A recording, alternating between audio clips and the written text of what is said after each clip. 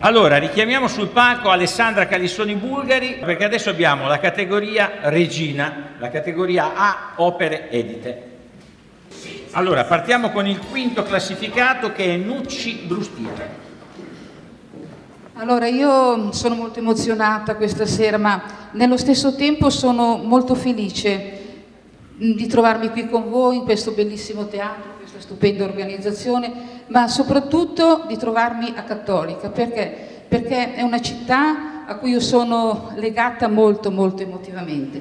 Un doveroso ringraziamento alla giuria che mi ha regalato tanta gioia e tanta soddisfazione nel valutare positivamente il mio libro in nero, che è il mio primogenito, ne sono poi seguiti altri.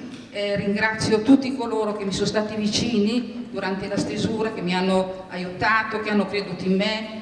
Soprattutto ringrazio mio marito che mi ha supportato e sopportato molto ed è stato il primo editore, perché questa è la terza edizione di questo libro.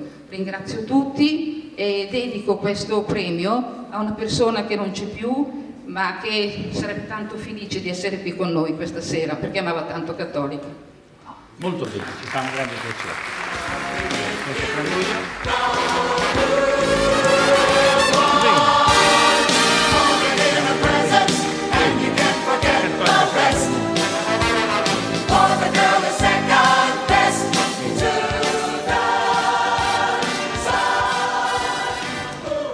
Allora, proseguiamo con il quarto classificato, Francesco Bianchi.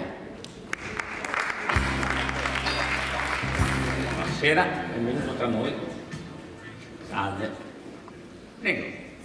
Buonasera a tutti. Wow, da qua è bellissimo. Io vi ringrazio molto per questo premio.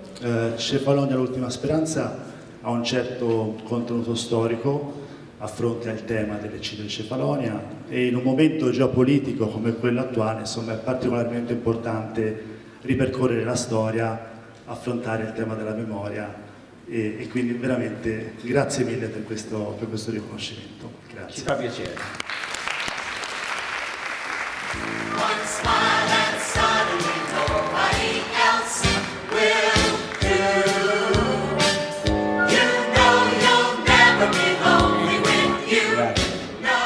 Allora, seconda classificata, Vania Colasanti. Carissima, benvenuta tra noi. Vania Colasanti, giornalista di Repubblica, con questo saggio straordinario edito da Baldini e Castoldi. Sì, io ringrazio la giuria, Roberto, tutti quanti voi anche che siete qui stasera, Alessandra. E ringrazio Caravaggio che mi ha portato qui, la casa editrice Baldini e Castoldi e con Elisabetta Sgarbi che ha creduto in questo libro su Caravaggio. Su Caravaggio è stato scritto di tutto di più.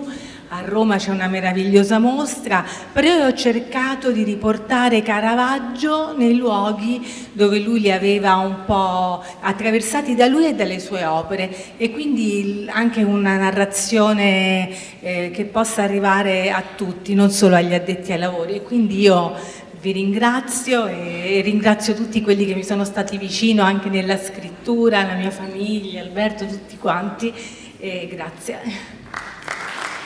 Un grande piacere.